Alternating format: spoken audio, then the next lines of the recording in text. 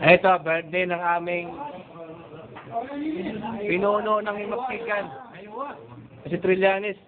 Ito na po yung aming handa. Napakarami. Lahat po.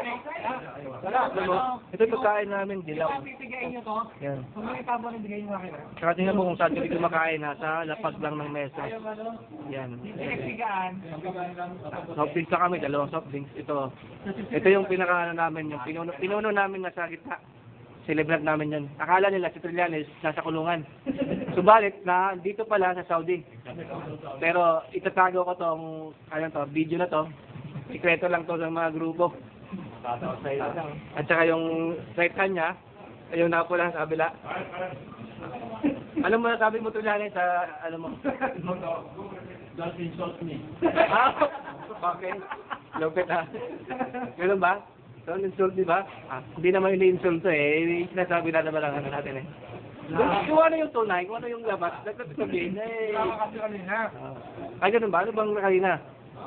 Ito, naka-record pa. On the record po tayo. Sige po, kung ano pong sabihin natin dito ay... Yung replay? Replay natin. Replay, boxing, ano ba yun? Wala bigyan pag nabusan ng kanin ha. Kain ka na. Nakaubos ako. Hindi, pakaubos ko sa inyo to. Para lang sa inyo lahat. Kasi minsan lang itong ganitong grupo, lahat ng Mr. Price nandito lahat, no? Walang absent po. Ako po yung kumukuha ng ano nito. Ba't wala yung kami dyan? Yun ang kumukuha na. Ito yung malakas kumain ng aso. Ilokahan na yun na. Okay. Okay, baka maubusan na ako, kaya... Ibigay mo kay Trillanes yung ketchup. Ketchup daw, kasabing Trillanes. Yun, no? Ngayon mo, nasa lapag lang po kami ng mesa kumakain. Mga kapatid, mga kaibigan. Ito. Gutom na gutom yan, walang kain to mga taon to. Sabi lang pala.